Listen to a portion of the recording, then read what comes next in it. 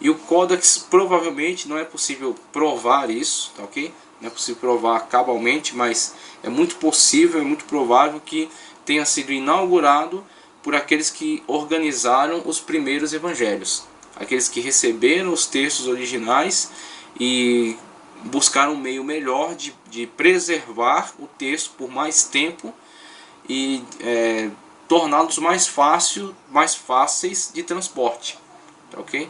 Com isso surge o encadernamento, que ajunta as folhas numa sequência e dá a elas uma capa protetora, uma capa de proteção, como são os livros atuais. Então provavelmente o Codex também surgiu no âmbito do Novo Testamento e dos textos sagrados.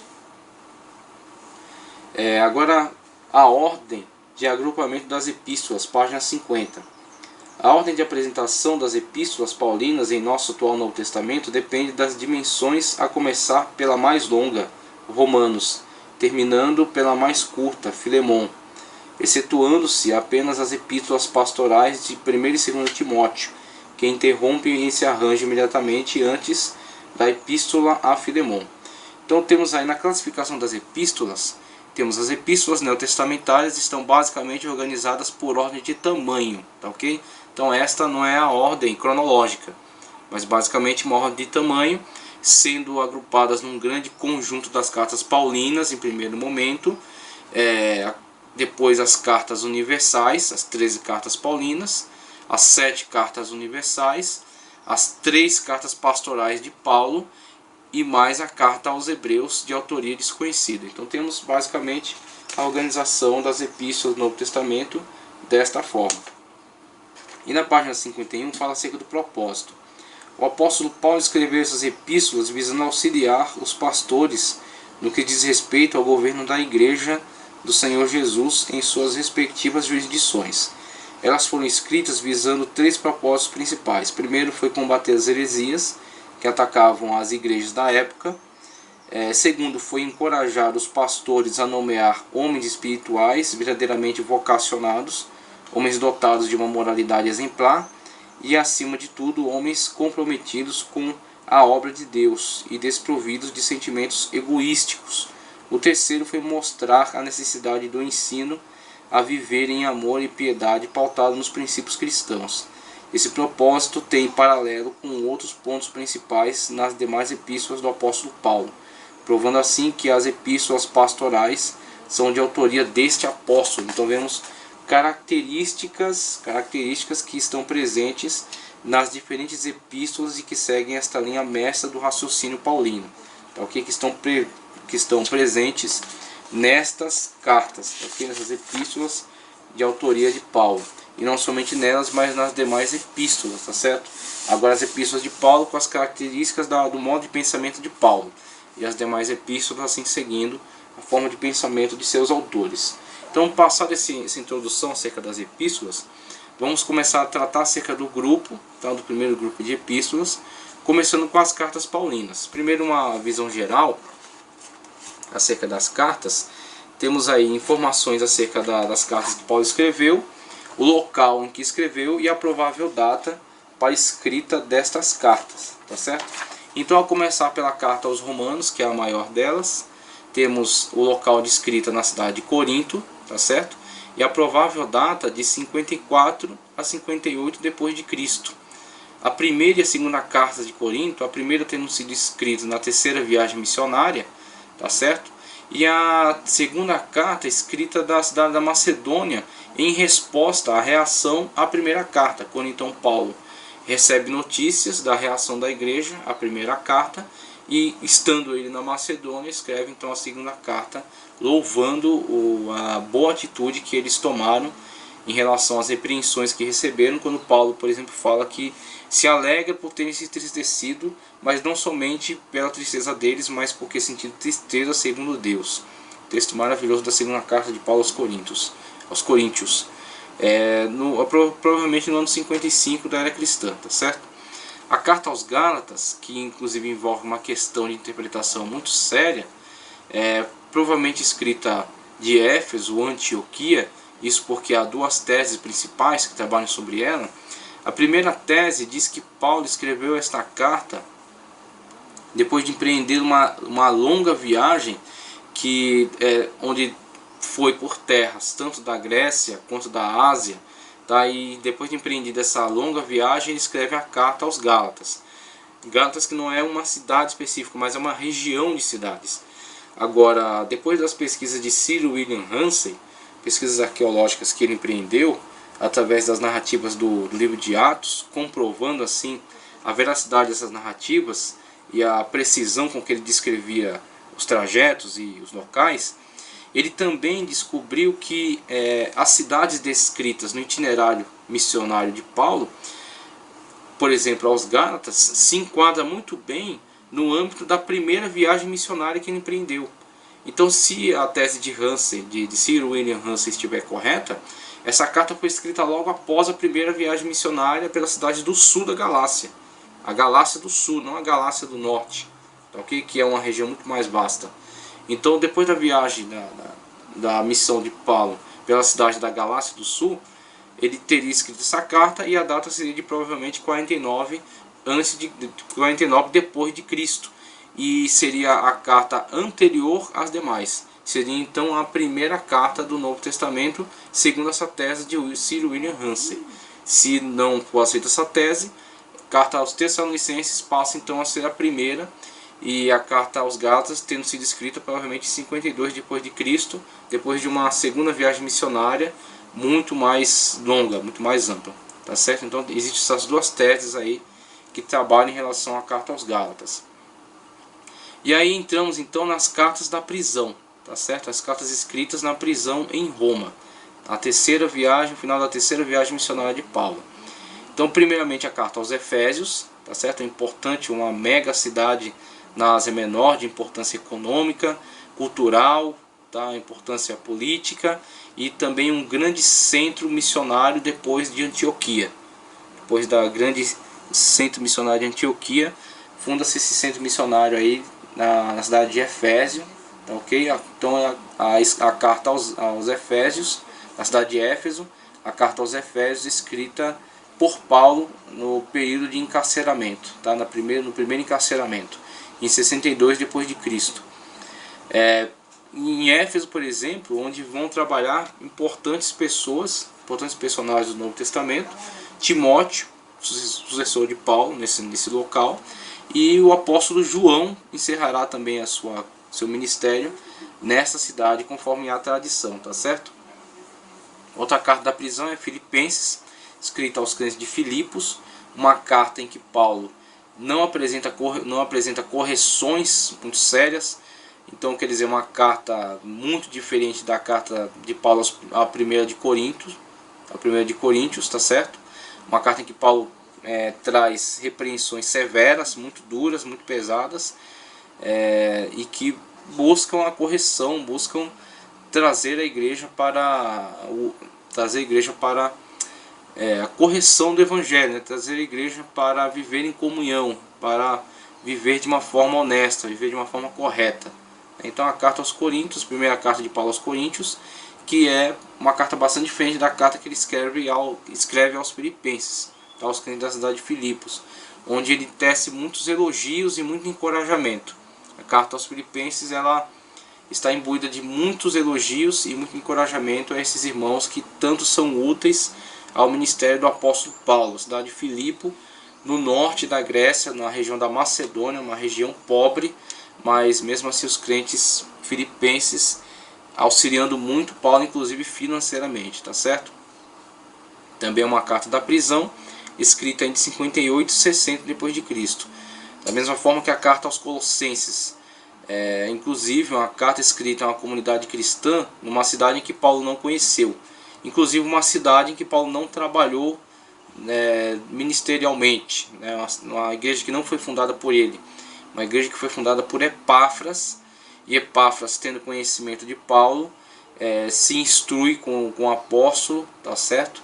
Busca conhecer mais acerca do Evangelho e quer também que essas orientações de Paulo cheguem até os seus irmãos em Colossos, tá certo? Então Epáfras é a ponte entre Paulo e os cristãos colossenses, uma carta maravilhosa que combate fortemente o gnosticismo, combate fortemente o misticismo, o judaísmo, que está tentando se implantar naquela região. Uma carta maravilhosa, escrita na prisão entre 60 e 61 depois de Cristo. A primeira e a segunda carta aos Tessalonicenses é tradicionalmente aceita como as primeiras cartas, inclusive não somente isso, são tradicionalmente aceitas como o primeiro texto do Novo Testamento. A partir daquele estudo que fizemos acerca dos períodos, né, período da transmissão oral, que é o primeiro período em que os apóstolos saem para cumprir a grande comissão, né, de pregar, ir por todo mundo e pregar o evangelho a toda criatura. Então, num primeiro esforço foi a pregação oral e o ensino e a presença dos apóstolos nos lugares em que estavam, comprovando a veracidade do que estava sendo pregado. Com isso, a necessidade da escrita surge num processo histórico. E nesse processo histórico, a primeira manifestação de necessidade de comunicação escrita surge com o âmbito das viagens missionárias de Paulo, e a cidade de Tessalônica apresenta, segundo a tradição, a primeira necessidade de comunicação escrita de um apóstolo. Quando Paulo prega em Tessalônica, funda uma igreja principalmente de gentios, e é fortemente perseguido pelos judeus, e para não perder a vida sai da cidade de Tessalônica, mas a primeira cidade em que para, preocupado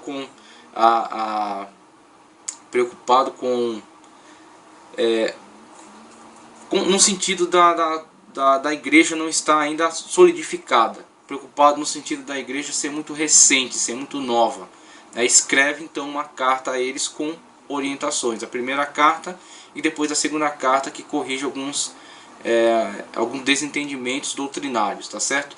Então essa carta nasce de uma necessidade, essa é a questão. Nasce de necessidade em relação a uma igreja nova, uma igreja recentemente formada e imatura ainda. Então Paulo escreve a primeira carta aos Tessalonicenses, conforme a tradição mais aceita, dando início à tradição escrita do Novo Testamento. Escrita provavelmente ou de Atenas ou de Corinto, entre 50 e 52. Se a tese de Hansen para a carta aos Gálatas estiver correta, a carta aos Gálatas é a primeira escrita em 49. Se não, a carta aos Tessalonicenses escrita entre 50 e 52. E uma outra carta que foi escrita da prisão ainda é a carta de Paulo a Filemon, que na verdade é uma pequena carta escrita a esse cristão, Filemon, um cristão que Paulo não ganhou para Cristo, mas um cristão que provavelmente tinha algum conhecimento de Paulo, da importância de Paulo, provavelmente viu Paulo pregar, tá certo? E a situação que gera a necessidade dessa carta envolve um outro cristão que estava na condição de escravo, era escravo de Filemon, fugiu de seu senhor e encontra-se com Paulo no momento em que Paulo está preso em Roma. E quando ele encontra-se com Paulo, ouvindo a pregação, ouvindo o ensino, vem ao conhecimento de ambos que Paulo era conhecedor do seu antigo dono, na verdade, porque ele havia fugido, não havia sido liberto, era conhecedor do seu dono. Por mais terrível que seja a escravidão, o período de escravidão, por mais que isso seja algo em desagrado a Deus, era existente.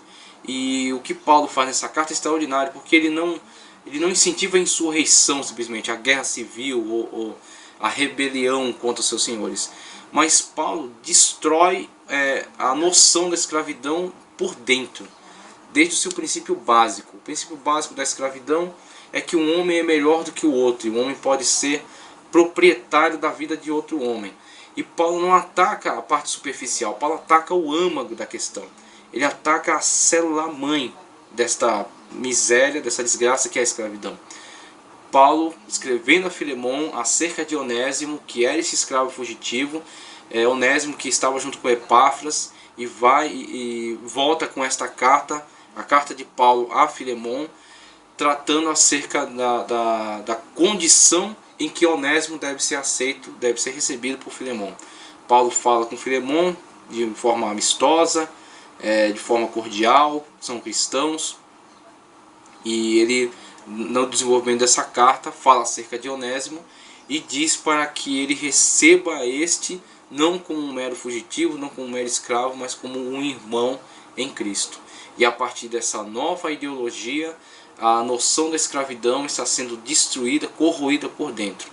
É esta influência do cristianismo que vai mudar a noção de escravidão do Império Romano. A escravidão vai persistir durante um tempo ainda, mas vai ser lançado já o pressuposto necessário para se destruir com essa tese. Infelizmente a Igreja Católica, na continuidade histórica, por conveniência, fecha os olhos para a realidade daquilo que Paulo já havia asseverado em Filemão. Mas graças a Deus, ao longo da história, isso vai ser futuramente transformado e a escravidão será aniquilada, né? Apesar que algumas pessoas em locais remotos ainda passem por situações de escravidão, e até em locais urbanos, né? Há aquela escravidão no sentido da pessoa não ter acesso, não ter conhecimento dos seus direitos e ser usurpada de seus direitos por pessoas levianas, né? Mas a escravidão no sentido mais ideológico já foi destruída aqui nessa questão da carta a Filemão.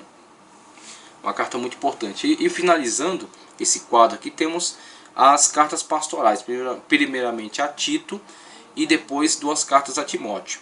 Essas 3 cartas aqui, elas comprovam algo que não pode ser investigado através do livro de Atos dos Apóstolos, que é exatamente acerca do quadro geral das viagens missionárias de Paulo. Atos dos Apóstolos descreve pelo menos 3 viagens, encerrando com o encarceramento de Paulo em Roma. Só que com o conteúdo dessas 2 cartas pastorais, descobrimos que Paulo empreendeu uma 4ª viagem, e que aquele primeiro encarceramento em Roma não foi o final do seu ministério. Talvez tenha sido o final do ministério de Lucas. Lucas não tenha tido oportunidade de relatar mais fatos acerca de Paulo, por motivos desconhecidos, talvez a sua morte.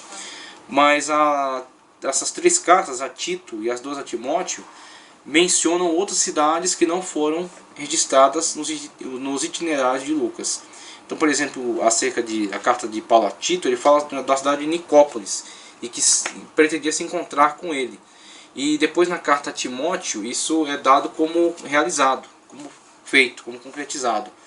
Então Paulo escreve ao seu cooperador Tito, que irá trabalhar na ilha de Creta, e tem a responsabilidade de organizar o corpo eclesiástico na região e a liturgia. E Paulo confia essa importante, essa árdua, difícil tarefa a esse seu cooperador de muita capacidade e muita confiança. Essa carta foi provavelmente escrita no ano de 60 d.C. E finalizando as cartas paulinas, temos a primeira e a segunda a Timóteo. A primeira provavelmente escrita da Macedônia, tá certo? Quando Paulo instrui seu cooperador a trabalhar na igreja de Éfeso, inclusive um trecho muito belo em que Paulo fala para não deixarem, eles não se abaterem, não deixarem desprezar o seu ministério por causa da sua tenra idade. Então Timóteo era novo em relação aos padrões da época, em relação aos cooperadores locais, né, em relação aos ministros da época, e a idade que eles tinham para ganhar, para obter respeito, tá certo? Para obter respaldo nas suas palavras. Então Timóteo era novo em relação a eles, mas Paulo endossa o seu ministério com a sua autoridade. E finalmente a segunda carta de Paulo a Timóteo, que encerra o ciclo ministerial do apóstolo Paulo, escrita no segundo encarceramento, tá certo? Depois da 4ª viagem missionária, possivelmente Paulo tendo viajado por essas regiões, colocado seus cooperadores para organizar as igrejas, talvez tenha visitado a Espanha, não há uma afirmação, não há uma comprovação muito forte, mas é possível. E com o recrudescimento da perseguição aos cristãos dentro do Império Romano, Paulo é novamente encarcerado, quando então é martirizado, tá certo? Então essa carta pode ter escrita a primeira entre 65 e 66 da Macedônia, e a segunda em 67 d.C., quando é encerrado o ministério apostólico de Paulo, tá certo? Então aí temos um quadro geral das epístolas paulinas, tá certo? Agora vamos, de forma bastante rápida, fazer um breve comentário sobre cada carta, especificamente sobre cada carta, principalmente no que diz respeito ao propósito, porque já temos visto aí local e data, tá certo? Então, primeiramente, a carta aos Romanos, temos aí na página, só um minuto, local e data, destinatário, conteúdo principal e propósito, na página 52, tá certo? Conteúdo principal e propósito da carta